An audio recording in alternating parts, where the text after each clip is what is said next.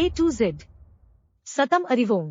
ஜெயராஜ் அவரோட மகன் பெனிக்ஸ் இவங்க ரெண்டு பேருமே காவல்துறை அழைத்து சென்று கொடூரமா அவளை தாக்கி அவரோட மரணத்துக்கு காரணமா இருந்தது. அதை தொடர்ந்து இந்த வழக்குக்கான தீர்ப்பு தான் கடந்த மார்ச் மாதம் வந்தது. சம்பந்தப்பட்ட 9 நபர்கள், அதாவது அந்த காவல் நிலையத்தோட இன்ஸ்பெக்டர் உட்பட இரட்டை மரண தண்டனை அப்படின்ற ஒரு தீர்ப்பை வழங்கியிருக்காரு. இந்த கருணை மனுவின் அடிப்படையில் கவர்னருக்கு 161 கீழே மன்னிப்பு வழங்கக்கூடிய அதிகாரம் அவருக்கு இருக்கு. குடியரசுத் தலைவருக்கு அவங்க விண்ணப்பிக்கிறாங்க அப்படின்னு சொல்லும் போது ஆர்டிகல் 72 கீழே அவங்க அதை விண்ணப்பிக்க முடியும். ஒரு மரண தண்டனை தந்தையை கொன்றதுக்காகவும் இன்னொரு மரண தண்டனை மகன் பெனிக்ஸை கொன்றதுக்காகவும். 302 என்ன அப்படின்னு பார்த்தோம்னா கொலை.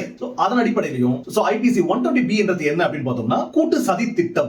அதன் அடிப்படையிலும் ஐபிசி 201 இது பார்த்தோம்னா தடயங்களை அழித்தல். இந்த பிரிவுலையும் ஐபிசி 348ல தவறான சிறை தண்டனை, அதாவது தவறான முறையில் அவங்களை சிறைப்படுத்தினது. இந்த 4 பிரிவுகளை தான் அடிப்படையாக கொண்டு இந்த தீர்ப்பை நீதிபதி முத்துக்குமரன் அவர்கள் விரிவா வாசிச்சிருக்காரு.